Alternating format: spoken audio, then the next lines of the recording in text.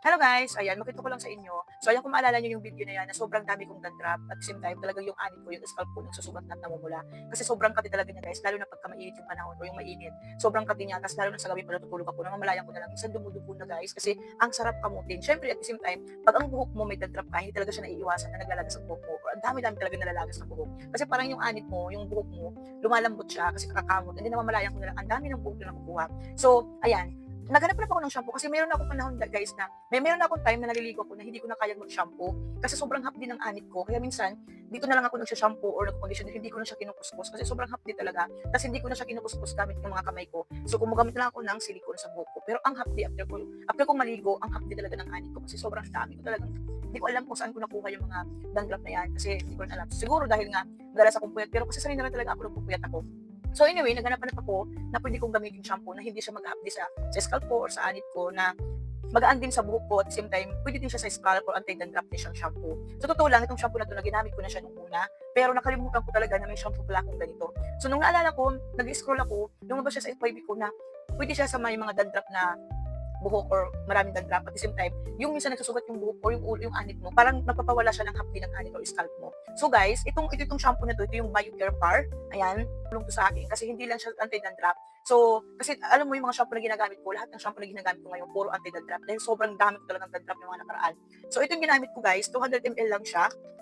Ang bango nito, yung kanyang Chantal shampoo, Chantal 300 shampoo from BioCare Par.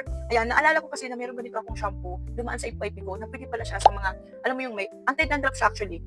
Ayan, scalp care, nakalagay naman dito, revitalizing moisturizer. So, maganda din siya gamitin kasi anti-dandruff din siya guys. So, ang nagustuhan ko dito sa shampoo na 'to, once na ginagamit ko siya, hindi mahapdi yung anit ko 'pag ginagamit ko siya. Tapos may menthol siya na pakiramdam. Kasi hindi lang yun, malambot sa buhok ko. Kasi may mga shampoo akong mga, alam mo 'pag minsan 'pag anti-dandruff talaga, yung shampoo mo sobrang tigas 'no, hindi talaga naiiwasan na may mga shampoo na 'pag anti-dandruff, ang tigas ng buhok ko, as in kailangan ko pang mag-conditioner. Pero dito sa BioCare Far ng Chantal 300 shampoo na 'to, guys, ayan, binili ko siya, pero hindi talaga siya matigas sa buhok ko. Na kahit yung buhok ko na nakakulay pa yan, tas kayang-kaya kong hindi mag-conditioner dito sa shampoo na 'to. Bukod pa dun guys, napakabango ng shampoo na 'to at hindi siya mahapdi gamitin sa anit ko. Ito lang yung nakasundo ko nung mga panahon guys, nung mga nakaraan na nagsusugat yung anit ko at talaga naman sobrang kati ng anit ko tapos ang dami kong dandruff. Kahit papaano guys, nababawasan yung dandruff ko. Hindi lang yung guys, yung paglalagay ng buhok ko kasi gumagamit din ako nitong Mediol.